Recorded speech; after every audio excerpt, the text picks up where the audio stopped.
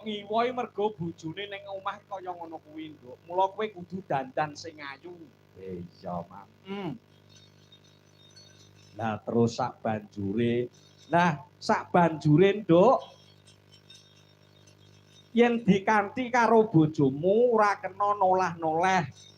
Sing bagus dhewe ya bojoku, sing ayu dhewe ya bojoku. Ya. Sak banjure, Mak. Ora kena metu saka ngomah yen bojomu ora nang omah. Cilik nangga gedene lunga adoh tur ngrasani tangga ora kenek. Kuwi ora dikeparengake. Sing pungkasan, Nduk, narima ing pandum. Oh, narima ing pandum.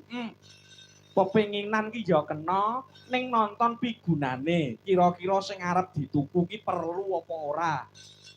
Aja mung waton pengin, Nduk. Iya.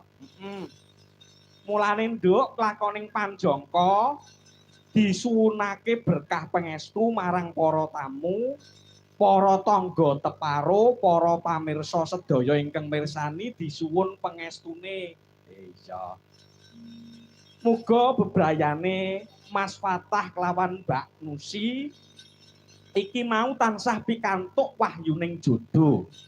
Dadi keluarga ingkang ayem tentrem, slamet rahayu, murah sandang pangan, rejeki kathah melimpah barokah, anggone bebrayan bisa langgeng donya akhirat, lan enggal antuk momongan ingkang soleh lan solehah.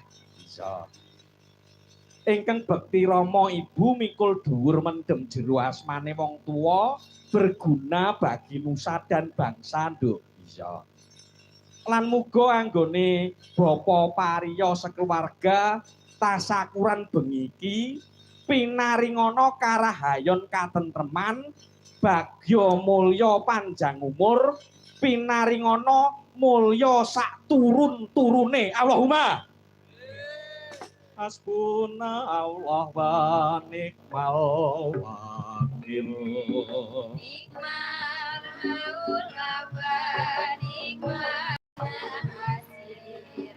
Wala haula wala quwwata illa billahil aliyyil azim. Gusti Allah sesembahanku